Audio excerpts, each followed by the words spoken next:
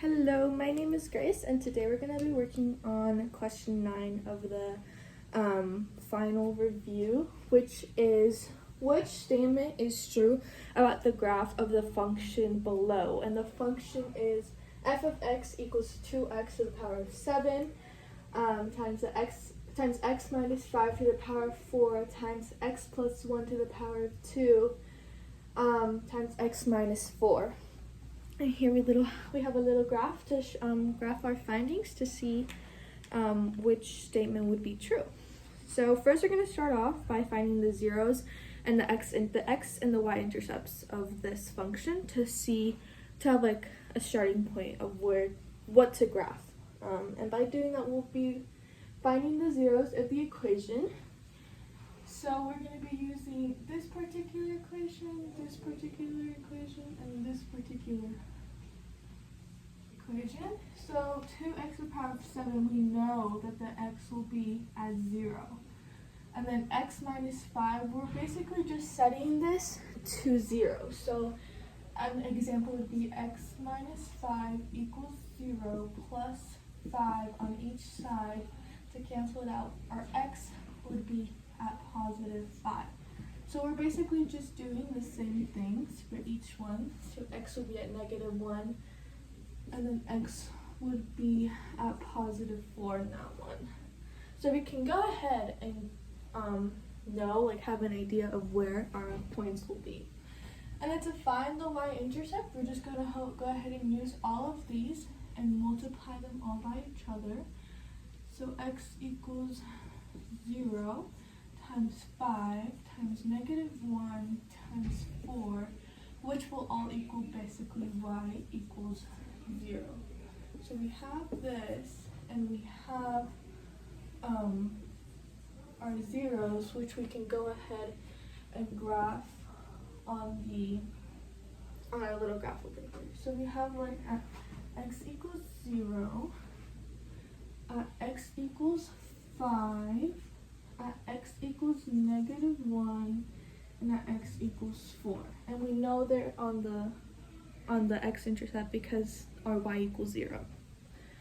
Okay, so next we can work on which ways what our end behavior will be looking like. So we know that the positive leading coefficient is a 2, which means our graph would be positive, would be on the positive end. And then we know that our leading coefficient, that our degree is odd, but it's positive. And when it's odd, it means that it does this little thing where the positive will be, where the one end behavior will be on one end and the other would be on the opposite. So we know that, and then we know for this one that it's even, so we know that it's going to be facing basically the same way. Same thing for this one. We know it's going to be facing the same way. And then for this one, since it doesn't have one, we're just going to be going all the way straight down. So we can go ahead and figure that out for now. Since our x is at 0, our 0 would look a little like this.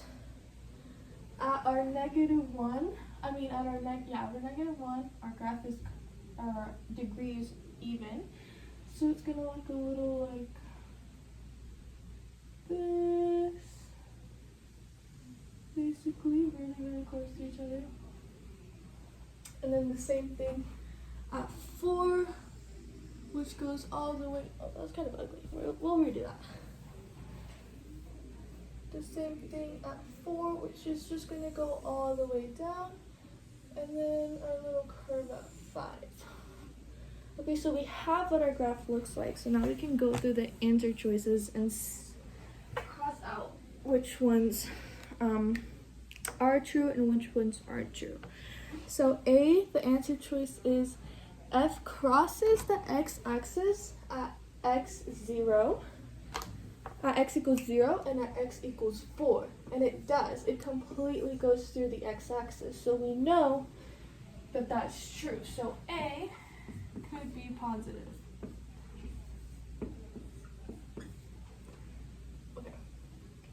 So then B is F touches but does not cross the x-axis at x equals 0 and x equals -4. But we know that's not true because we just defined that it does go through all the way. So B is not the right answer. C is F crosses the x-axis at x equals 2 and at x equals -4. But the thing with this is we don't have anything at x equals 2 or at x equals -4. So we know that's not true. And then our last one is F touches but does not cross the x-axis at x equals -5 and x equals 1. And the same thing with this, we don't have anything at those points, so we know that it's not true, which means our answer choice is A. Thank you.